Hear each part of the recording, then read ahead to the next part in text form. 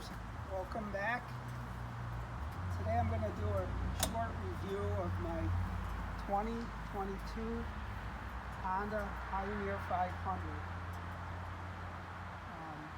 I've had it for about a year.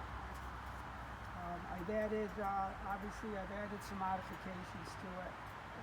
One of the first things I did was I added a Badlands 3,500 pound winch to the front frame here. It worked out great. I like it too because it's up high and it's not getting into the weeds and the water and all that, so that worked out good. It has a built-in, it's on its own battery. It has a built-in battery charger, and it has the plug for the outside remote control of the winch as well. It's basically stock. I have added this custom windshield.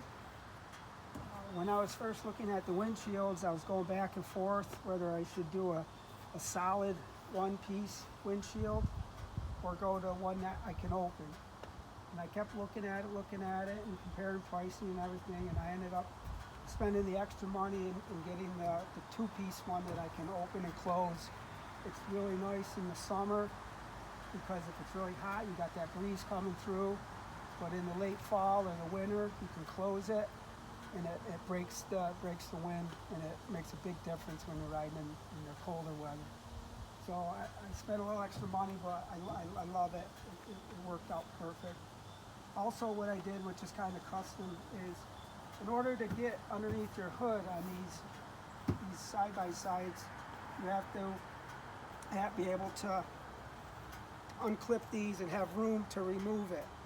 And with this windshield, you don't have that option because it bolts over the hood. So what I ended up doing was, instead of having nuts and bolts holding this lower part on and have to use wrench and ratchet or whatever, I replaced them with these twist knobs, hand twist knobs.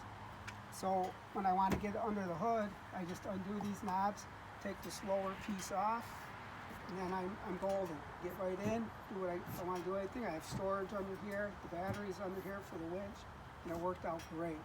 So it's a nice little trick to have these knobs you can just do by hand, and you don't need any tools. So that was a big thing to add to this. Made a big difference. I added the roof for it, which worked out, fit it perfect, worked out great. And then I ended up doing the back windshield as well.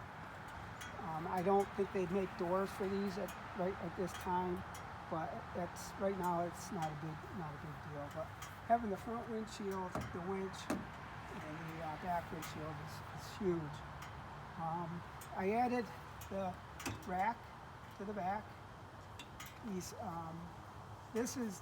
are your regular ATV gun rack and bow rack, but this is custom made, this bar, and this is another gun rack, so you can actually put a bow and arrow in there, or two guns.